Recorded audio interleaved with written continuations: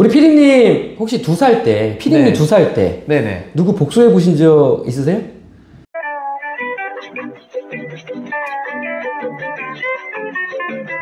그가 바라보는 세상.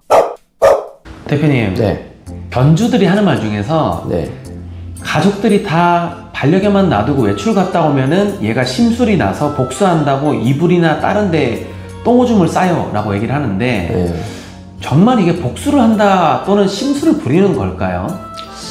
글쎄, 참 이게 표현해드리기가 좀 그런데, 우리 피디님 혹시 2살 때, 피디님 네. 2살 때 네네. 누구 복수해 보신 적 있으세요? 기억도 안 나고 그 어린 아이가 복수라는 심리를 알까요? 그렇죠. 그냥 그렇게만 끝낼게요. 뭐 사실 얘기할 게 없죠. 보통 개들의 지능이 한 2살? 2, 3세 미만이에요. 아, 사람으로 따졌을 때의 지능이. 근데 뭐 그걸 인정을 해야지. 그 이상 생각하는 거는 무슨 우리가 반려견들을 뭐 정말 너무 그 사람만큼 크게 생각을 하시는 분들이 가끔 있는데, 자, 어떤 내용이냐면요, 그 부분을 제가 아주 간략하게 설명을 드릴 수 있는 게, 자, 보통 외출하실 때 그런 얘기도 많이 하신단 말이야. 집에 있을 때는 안 그러잖아, 잘. 네, 맞아요. 근데 그 외출만 하면은 뭐 침대에다가 타복판에다가 맨날 이렇게 복수를 한다는데, 이게 뭐 때문에 그러냐면요, 그 집착도가 조금 많은 친구들 있죠. 견주한테? 그렇죠. 보호자분들한테. 네. 그러니까 우리가 이제 소위 말하는 이제 문제 행동을 따지면 뭐 분리불안 이렇게 설명을 하는데, 네네. 이런 분리불안 형태가 있는 친구들은요, 보호자가 외출을 하게 되면은 어때요? 불안하죠. 심리적으로 불안하죠. 되게 불안해요, 집에서. 네네. 엄청 불안한데, 걔들도 스스로가 그런 불안도가 있을 때 무언가는 안정적인 곳을 찾아야 되고요. 안정적인 행동을 하게 됩니다.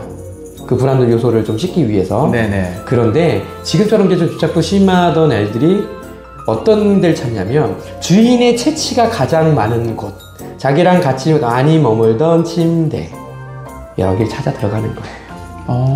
그래서 그 이불에서 어때요? 불안도를 씻는 거죠. 자기 나름대로의 안정감을 갖기 위해서 주인의 체취가 가장 많은 곳. 여러분들이 이제 이 영상을 보시면 잘 한번 머릿속에 생각해 보세요. 자, 그럼 답이 나와 있습니다. 주인의 냄새가 가장 많은 곳. 그곳에서 계속 불안해하며 떨고 있습니다. 하지만 안정감을 바로 찾는 게 아니잖아요. 찾을 수 있는 부분이 아니죠. 네네. 다만 최대한 하려고 노력을 하는 거죠. 그러한 상황에서 그렇게 계속 불안해 있다가 어때요? 배변이라든가 이제 소변 같은 것들을 참게 되는 거고, 그 자리에 있다가 어떻게 돼요? 그 자리에서 실수를 하고 자리를 이동하게 되는 거죠. 아, 이게 네. 그 견주한테 이렇게 막 집착도가 높다라는 게 사람들이 막 내가 나가는 순간부터 막 짖고 울고 이게 아니라 나 조용히 있더라도 뭔가 조용히 있는 애들 중에서도 분리불안도가 있는 애들이 많다라는 거잖아요, 그죠? 그렇죠. 그러다 보니까 조용히 있더라도 왜 우리 아빠 엄마가 없지 하면서 막 이렇게 불안해 하다가 아빠 엄마의 체취가 있는 곳으로 가서 막 떨다가 똥이나 오줌을 실수를 하는. 네. 근데 이거를, 자, 같은 얘기를 보호자분들께서는 어떻게 설명을 하시냐면요, 아, 얘가 맨날 이렇게 꼭 외출만 하면 나가서 이렇게 집에서 이렇게 막 복수를 하는데, 지 혼자 나왔다고 막 심술부려요, 막 이러잖아요. 그러니까 막 복수를 하는데 이거 좀 고칠 방법 없어요? 라고 얘기를 하신단 말이에요. 네네. 이거 어떻게 고쳐요? 자, 우리가 막상 지금 그러니까 이런 질문을 하신다면, 그리고 우리가 뭐 이불에다가 뭐 똥을 탁 못 싸게 이렇게 탁 솔루션을 해야 되나? 그런 교육이 있어요, 조선팔도에. 자, 제일 중요한 게 뭐냐면요, 저는 제일 먼저 보호자님한테 이 생각을 하는 겁니다. 왜 집에 있는 반려견은 본인이 외출했을 때 집에서 떨고 있어야 됩니까? 왜 걔를 그렇게 만들어 놓으셨습니까? 이게 첫 번째. 아, 왜 반려견을 그렇게 만들어 놨냐? 그러니까 잘못이네요. 그렇죠. 그게 불쌍한 거예요, 걔들이. 그럼 그 집착도는 그럼 왜 생겼냐? 집에 들어가면 물고 빨고 같이 자고 뭐 여러 가지 있을 거 아니에요. 그러니까 집착도가 생긴 거야. 그걸 안 했어야 돼. 근데 본인은 그게 좋아서 했어. 그래서 집착도가 생기고 분리불안이 생긴 거야. 그런데 뭐야? 그냥 나는 이제 와서 내가 외출할 때마다 저기다 똥을 싸니까 싫어. 고쳐줘. 이 느낌이잖아요. 자, 여기에 대한 솔루션은 어떻게 고칠 수 있냐? 걔는 배변 잘하는 애예요. 네네. 침대에 쌌으면 잘 싼 거지. 그렇죠. 이 솔루션은요, 이제 보호자 관계 형성에 대한 솔루션입니다.